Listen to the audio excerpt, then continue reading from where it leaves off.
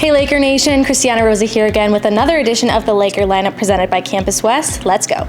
Your number one ranked women's basketball squad added 2 more wins to their record this weekend with dubs against Lake Superior State and Ferris State. They opened the weekend with an 83-41 win over Lake State on Thursday. They continue to dominate with a 78-57 win over Ferris State, who is number 2 in the GLIAC. The Lady Lakers are now 14-0 in conference play and 24-1 overall. Men's basketball also won 2 this weekend. On Thursday, they defeated number 9 Lake Superior State in the final seconds to win 71-68. The men's squad closed out the weekend with a 94-62 win over number 16 Ferris State on Saturday. Their wins moved them to 12-10 on the season and 8-6 in the GLIAC. GVSU's women's wrestling squad ended their regular season at Northern Michigan. They defeated the Wildcats 27-18. Number 1 ranked men and number 2 ranked women's track and field squads closed out the annual Mike Lentz alumni meet on Saturday evening. The teams grabbed 20 individual event wins and met 21 NCAA championship qualifying marks. On Saturday, Laker Divers closed out their invite against Albion, Calvin, and Saginaw Valley State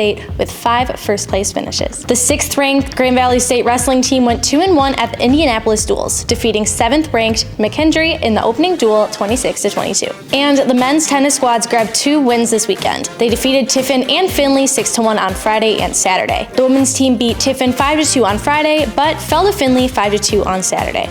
Here's what's next in athletics. Laker softball begins today. The squad faces Findlay for a doubleheader in Brighton. Games are at 10:15 and 12:15.